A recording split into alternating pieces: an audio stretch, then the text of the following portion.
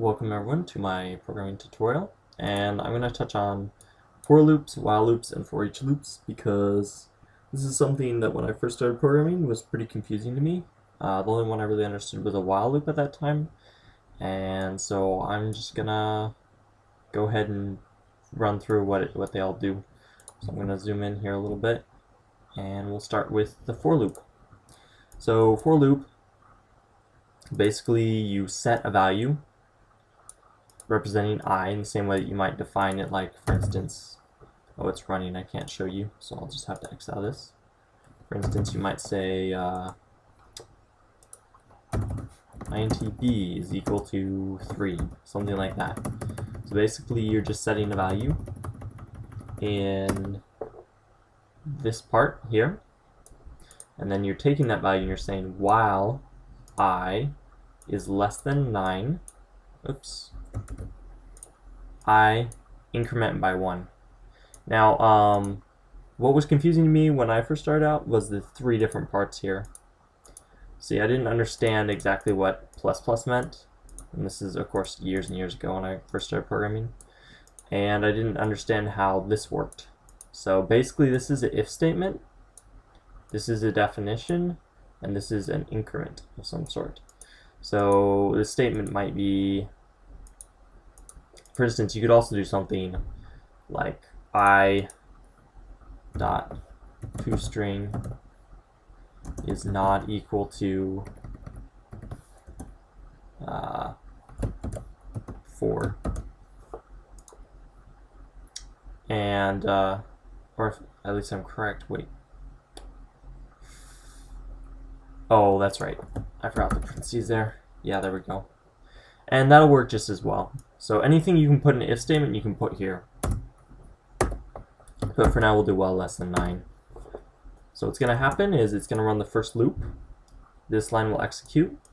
It'll put that to string, like I.toString. It starts on 0. So the first line will be 0. And then it'll put a new line and a return. And then it'll increment by 1. Or actually, it'll check. It'll check to see if it's greater than that.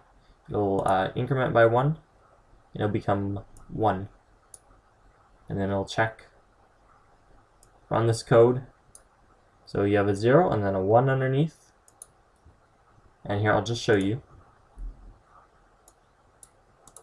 Until it hits number 9, which will make this statement here false, because 9 is not greater than 9, or less than 9. And then it won't do anything for that. Okay, and then let's go on to the next part. This is a while loop. So you can also do something where it's like while true, and that's an infinite loop. It'll never stop running. You do that in threading. But for now, I'm just going to do a variable less than 4, so it's similar to this, so you can kind of get an idea for it. So this is basically just an if statement. And if this if statement, this Boolean variable here, true or false, is true, it'll just continue to run this code until it becomes false. So here I have it doing basically the same thing, except the increment happens here. So I'll show you that. While loop, there you go. 4 is not less than 4, so that's why there's no 4 here.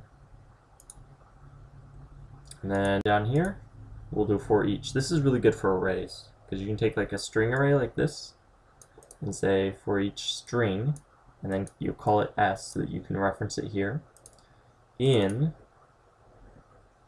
test, which is an array, which is a set of strings. And then down here you can just say for each one of those inside here, so there's 1, 2, 3, 4, add it to the text. You can also do another thing